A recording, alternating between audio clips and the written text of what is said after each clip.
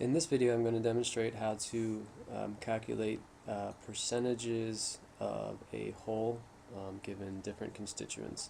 So as you can see on the screen, in this case, we're going to be looking at the fuel mix, electricity fuel mix in 2010 in the U.S. Fuel mix just means what percent of electricity was generated from specific sources. So as you can see here, we have some data. We have different energy sources here on the left. And in the right column, we have the total amount of energy that was used to generate electricity. In this case, it's in quads, which stands for quadrillion BTUs. So if we want to, what we want to do here is calculate the percent of total of each energy source. So of course, the first thing we have to do is to calculate the total. So the quickest way to do that is just to add a row here that's sum. Instead of actually typing in sum, we can use the auto sum function in the top right, which makes it really easy.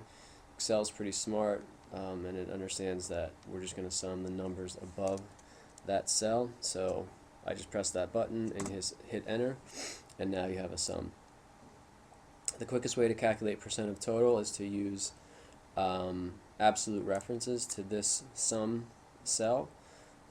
In other words, we'll just do equals. So in this case, the solar percentage is this divided by this cell. So I'm just going to type in $D$13.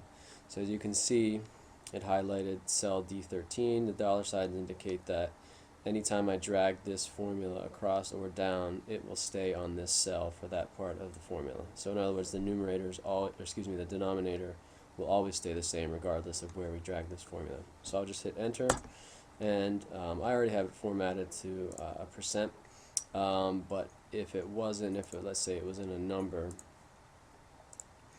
I can quickly make this a percentage. Well, actually, let's calculate the other ones first. So now that I have my absolute reference here, I can drag down, and you can tell that you probably did it right because this should be exactly this number divided by itself, which should equal 1. Now if we want to change this to a percentage, we can simply highlight the cell, go up here, and change the format to percentage. I'd like to do 3 significant figures for each of these, so I'm going to highlight the ones here. A quick way to add decimal places is to do this. Let's add a decimal place here and here. And now we have a percent of total, and you can see again this adds up to 100%, which means we probably did it correctly.